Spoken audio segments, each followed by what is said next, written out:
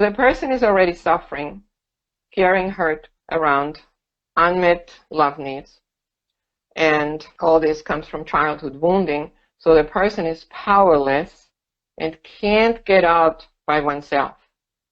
So they feel fear, shame, and rather like a helpless child. What would the addict need is compassion and unconditional or real love. Since they're detached, they need to be attached. Hey, you're listening to the Blessed Couple Podcast, where we talk about how to do this marriage thing and experience God in the process. I hope you enjoy and subscribe. Let's get started. I'm kind of honored. I'm really honored that you invited me to speak on this topic, and also for you, whoever is here, that you take the time for it, because it's a huge issue. It is so widespread. Basically, all of us have an addiction or several addictions. But of course, today we want to talk about those that are burdening and disrupting the lives of the one who is addicted and their loved ones. I guess I was invited because I have been for a long time working in this field, specifically sex addiction and homosexuality, even so over 20, 25 years. And Sarah, you said that I'm a marriage coach. I just want to correct. I'm not as good as marriage coaching as I am in family and relationship. Family is my passion. Parenting is what I started with, and then I realized that it's an issue that needs to be addressed by the whole family. And since then, my work really is parents call about issues that the kids have, the very issues of being sex addicted, being computer addicted, cutting themselves, drinking, drugs, you name it. And somehow they feel everything is all right in the family. We're pretty nice. We're pretty good. We just have this one child that has the problems, and we don't know what to do. Can you get him to therapy? That's usually how it starts out. And then I educate the parent that there's no way I can get a child to therapy or talk a child into therapy. It is the parents who have to deal with the issue first, or the parents have to deal with themselves first, look at themselves, what their personal work is, and what the whole energy and system, family system is, and what could possibly have hurt the child. But I'm not talking today just about children who are in addictions. I really want to address overall for any age, saying something about addiction. I prepared a PowerPoint, and I want to say this here, that I want to talk real slow with less information. The reason is there's so much to absorb. There's so much to understand in addiction. And I haven't spoken to this group on addiction. Therefore, I thought I just want to bring up the main points. It's kind of like I want to keep you on the train and follow a red thread to see how does it develop and how do we get there. Thank you again for being here, and let's begin. In order to address this, we need to ask ourselves, what is addiction? What are the most common addictions? Why do people become addicted? What leads to addiction? What is the addict going through? And what's needed for healing? For healing, compassion is needed. So therefore, if compassion is missing, how can a loved one shift? How can we lose or overcome our disappointment, judgment, and anger, and shift to compassion? Those are the questions that we go through one by one in order to understand the whole fabric of addiction. So what is addiction? It's a behavior characterized by compulsive consumption. It's when somebody really can't say no in their own power. If they need somebody to drag them away, if somebody just can't stay away from it, compulsive, then we call it addiction. And of course, anything like this has nothing to do with balance or control or being empowered. There's none of that. It has been lost. When something like this is going on, that it's so compulsive, then it leads to disruption in daily life. It consumes a person, it also consumes the people around them, the family, the extended family, sometimes the workplace. So there's time and energy lost, loss of productive time at work, in relationships, and physical and emotional health. So usually relationships are just confused, stressed, upside down. There's a lot of blaming, anger, yelling, denial going on. And then that has an effect. I mean, the addiction itself and the atmosphere around this, the stress, is physical and emotional health issues. It is progressive in nature. It's getting worse if it's not treated, if nobody pays any attention to it. It just keeps spiraling downward. And overall, we could say addiction is a cover-up, a band-aid, the medicine, and it's a survival method. Because what's underneath is unresolved issues, which are hurting so badly, and the person can't take it. Most common addictions are, we all know, alcohol and drugs, pornography. Sex can be an addiction in different ways. Social media, so computer, electronics, all the young kids are addicted to it, no doubt about it. Overeating, gambling, anger, and people are rageaholics or bully other people, just please, are codependent and use imitation love. So the extroverted people, or for whatever reason, some bring it out and are angry. The others make everything nice, and are the pleasers and codependent. We're very familiar with those things, but then interesting, there's lots more. I just put some on the slide here.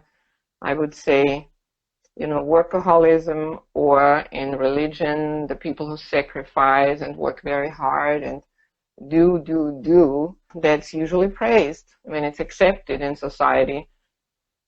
We get a badge for it, but it can just as well be a cover-up for a lot of other things in life. Going after money, having things, going after things, doing shopping.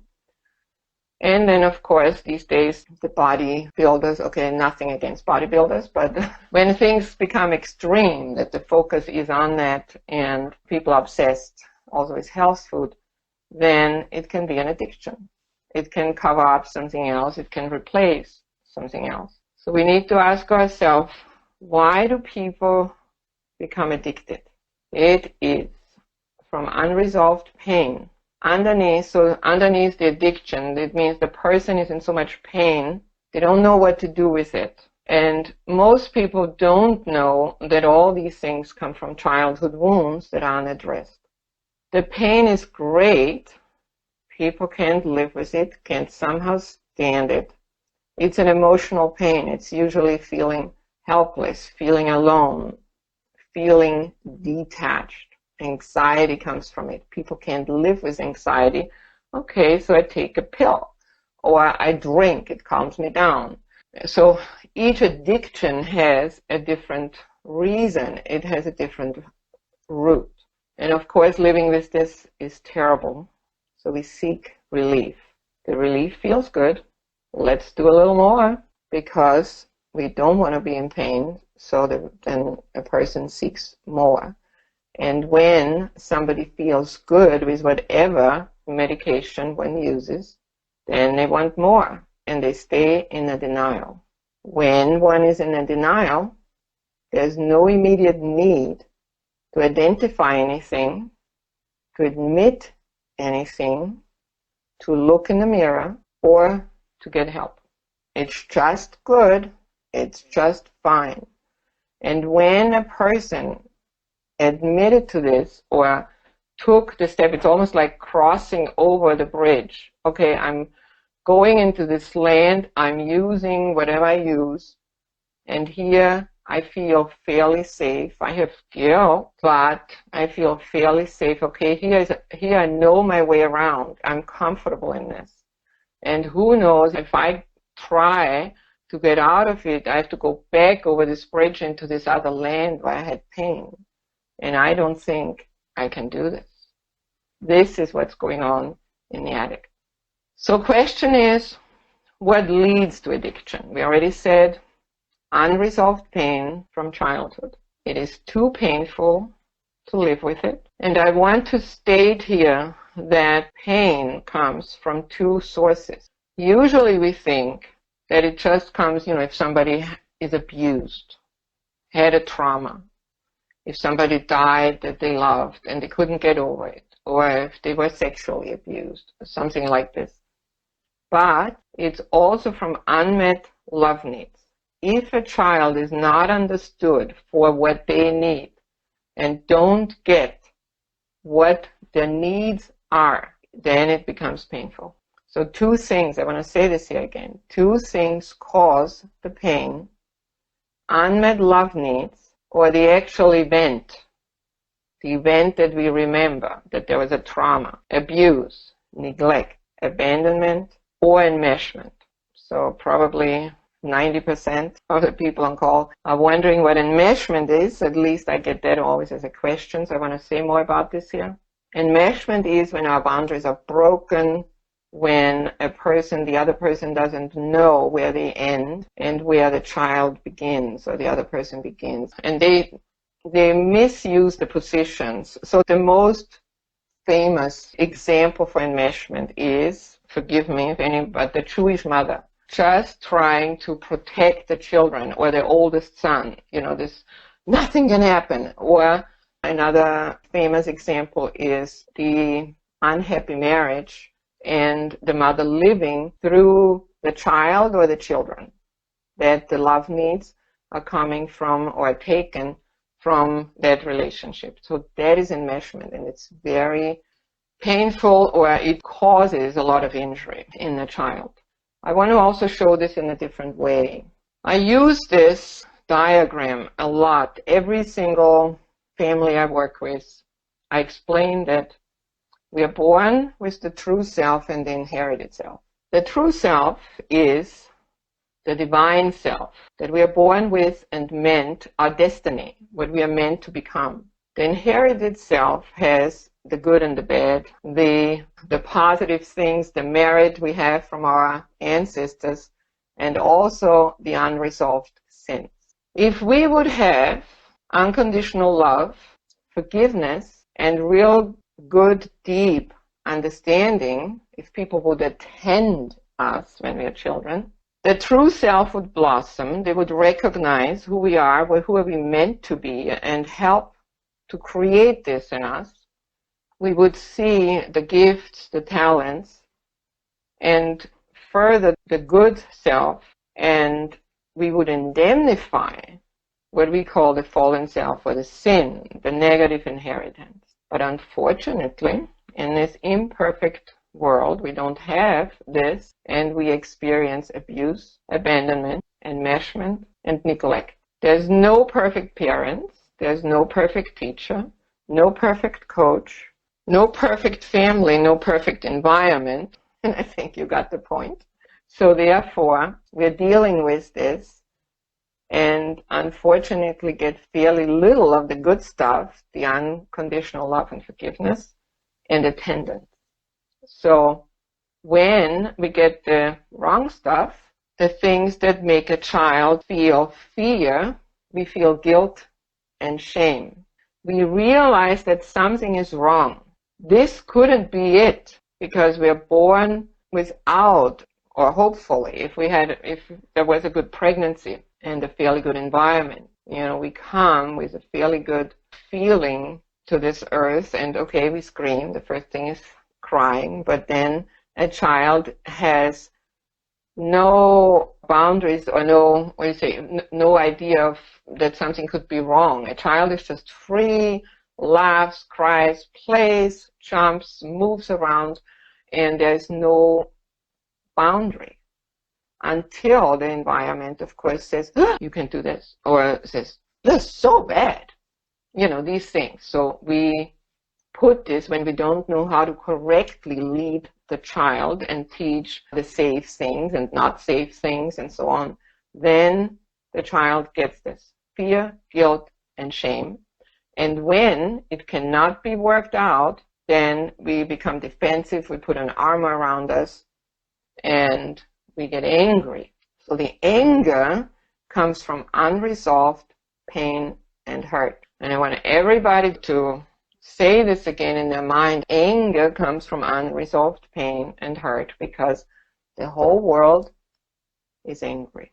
And we have to learn patience. We have to learn love, kindness, those things, because especially also since we are living with so much stress, the anger comes out faster. Of course, we try to be kind. We know that we should be kind, and we are kind more in the professional world. We are kind out there with other people. But as many of you probably know, we are most unkind to the people who are closest to us and love us the most, because there we can be our real self, or we don't have to work so hard. We can explode, and we know that they don't run away from us because we belong to the couple, we belong to the family, the loved ones. They are not going to close the door right away on us, and so on. So this is definitely, you can read about it any and everywhere in the books about relationship. We let our anger out mostly around the loved ones. Since we can't live with this, with the anger out there, we take on masks. And depending on what environment we go to, if it's at school, if it's at work, wherever we go, we may have the same mask, or we have several different masks. And depending, and interesting enough, we learn to pull on that mask according to the gifts we have. Like if we are gifted I always use the same example if you've heard this before, but it is so clear. Like if we are a person with humor, if we are a funny person, the easiest thing is to go into the mask of an entertainer and clown. So if something is going on at home that we don't want anybody to know, that we are losing the house, that the parents are getting divorced, there's fighting all the time going on, or that whatever is happening, or that somebody has a learning disability, or whatever happens that makes us unsafe, then we put on the mask and we entertain, in this case, what I use as an example, so we entertain the world around us, and they all think, wow, she or he is cool. Oh, they must be happy. But the person gets exhausted from the mask, goes home, lays down in bed, tries to recover, and becomes the loner. So we have many, that's endless. We could talk about how many masks and what kind of masks we have, but this is what we do in order to feel safe, to have affirmation from others, and to be accepted. And when we stay for a very long time, in these different masks, it takes us away from the core. We are functioning in our fragments outside of ourselves. We are leaving ourselves, the lost self. So we are dancing around in different masks and get so out of balance that we create illnesses, disorders, and addictions.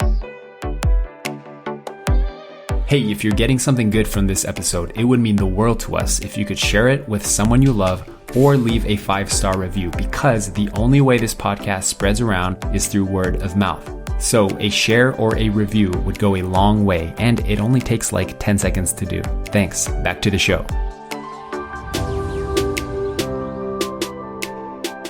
Illness, disorder, and addiction. So now here we are. Do you see the path? That's what I want everybody to understand. The path from, look down where the true self and inherited self is, that we get not treated correctly and we don't get what we need for our character. And so it piles up one thing after the other. Fear, unresolved, anger, we put a mask on, We do it for so long, we have pain. We have so much, we are out of balance, so we get an illness, disorder, and the emotional pain is so bad that we move into addiction to cover it up. And then according to our environment, whatever we see, if we know, okay, if drinking is what the father did, if pornography is what the father, the uncle, the kids at the camp, for example, did, so many are pulled into this. These days also people get abused and seduced into homosexuality. It has a different reason overall, but there's more and more people who get introduced early to the same gender sexual activities than to opposite gender. So then they get confused and so on. That field is big. So this is how addiction develops. Question is, how do we get out of it? Or what? The first we want to see, how does a person feel who chose something to cover up? If it's alcohol, if drug and other drugs, or if it's pornography and any other sexual addiction. How does a person feel?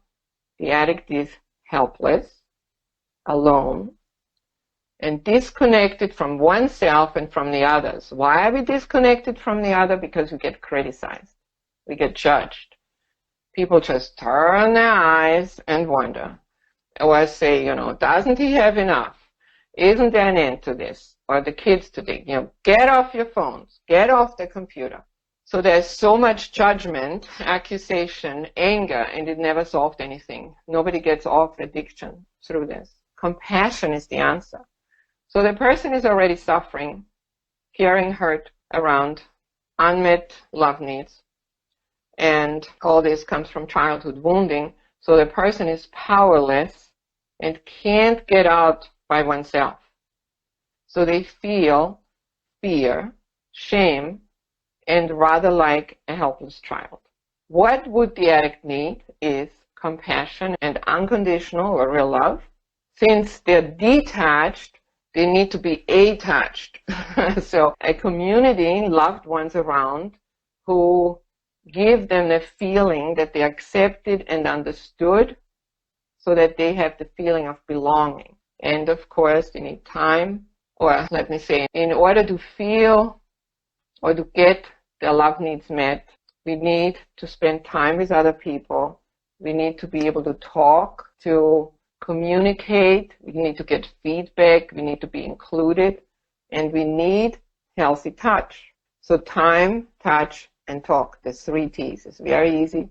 I've parented on that. Young parents from age, from birth on with their children. Always remember, if anything is out of order, if there's anything going on, bad grades, anger, somehow depression, and later on addictions, always look in the field of time, touch, and talk.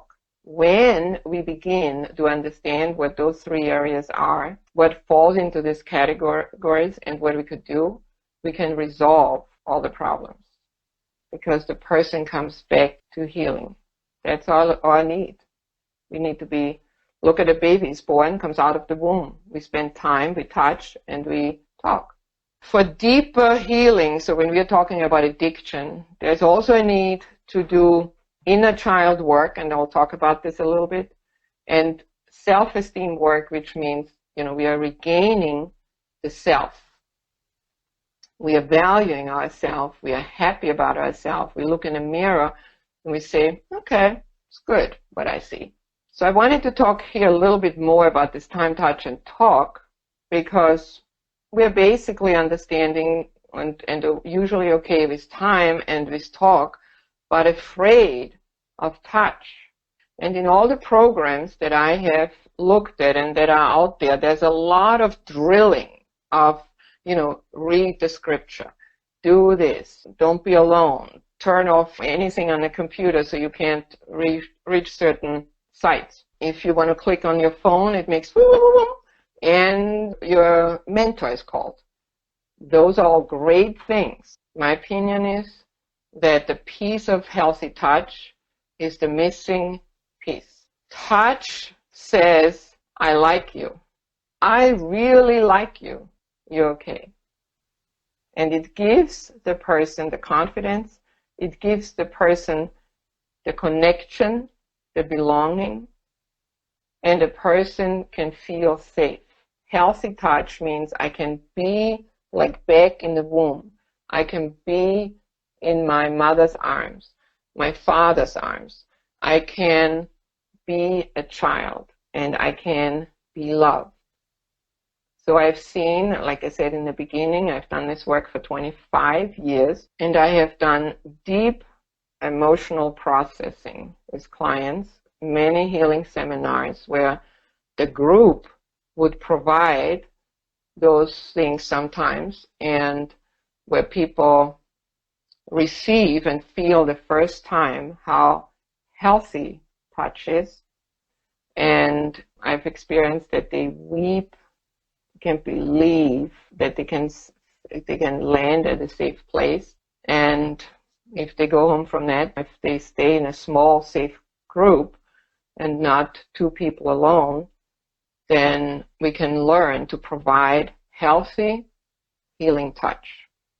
Churches, religion is afraid of it, and that's why I think we have the people in churches sitting in the benches, and they get to a certain degree of managing addiction and not to the deep healing. But in order for a mentor to do this correctly and to be the one who can provide healing touch, the mentor needs to be always a step ahead and needs to do the same work or earlier than the addict, inner child work, and self-esteem work. In any therapy, in any treatment, those are the two most important components. First, we read, we gain knowledge. We read about issues, we understand where we are at, what we would need to do. So knowledge is important. Then comes awareness. This is what's going on in me. Then comes some skill building or some boundaries. In addiction, we say, stay away from the playground, playmates, and play toys. So those things get then implemented, but then comes the deeper healing. Then comes the real emotional processing, going to the root and pulling out the root. Where did this come from? For the people who are the mentors is, of course, the question, how do I shift to compassion if I don't have it? If I'm already so fed up with this whole issue? If I'm around, I'm exhausted. So far, it's going on for years and years. I didn't know what to do. Begin to see the person is the victim. The person never chose to do this. The person never made the decision, oh, I'm just going to bug all the people around me and I'm going to do this. There's no conscious decision. They fall into it because nothing else works and they can't help themselves. Like we said, they're alone and they're helpless. And they suffer the most. Believe me. They are the ones who suffer the most. They would love to get rid of it. They would love to come out of it. They might have lost the belief of it in it, but they are the ones who want to come out. So the first step is to see that the person is a victim and somebody was the perpetrator. The bad parenting, the abuse, the neglect. I'm not saying the parent. Anybody around can be. But the child experienced something that is so painful and could never resolve it.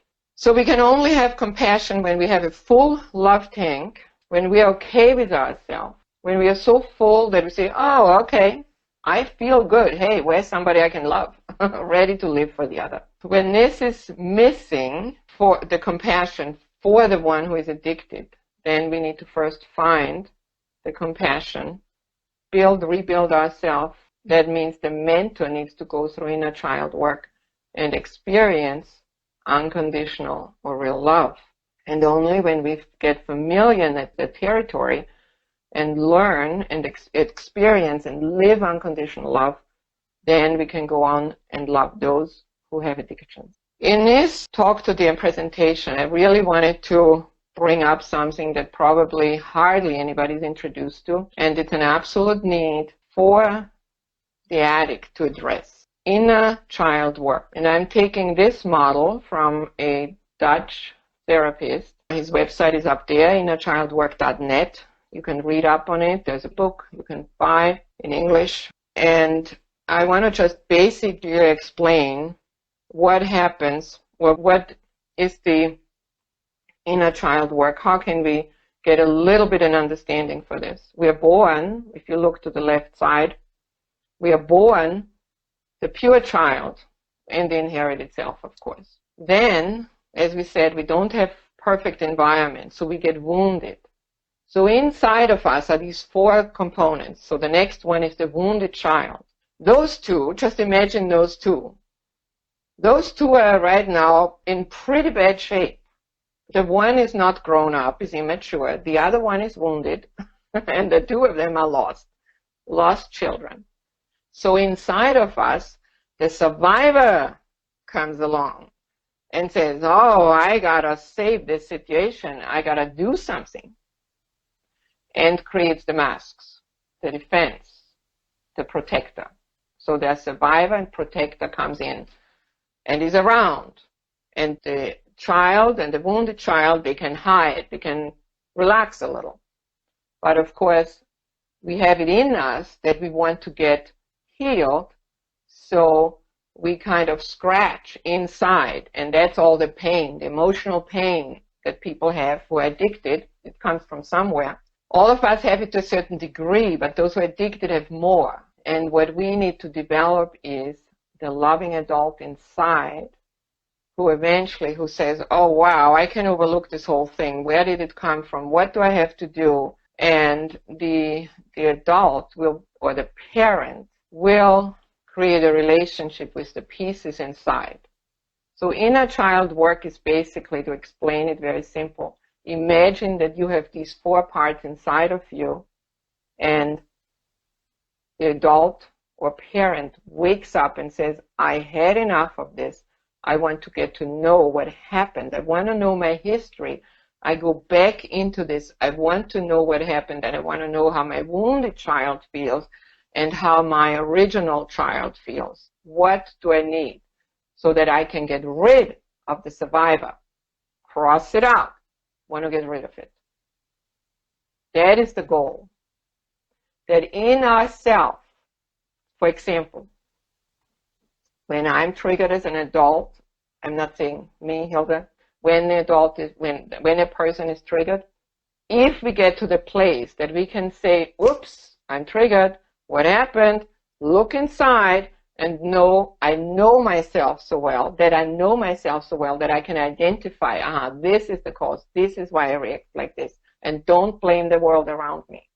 Then is a mature relationship within ourselves, and we can keep our peace, or we can regulate our emotions.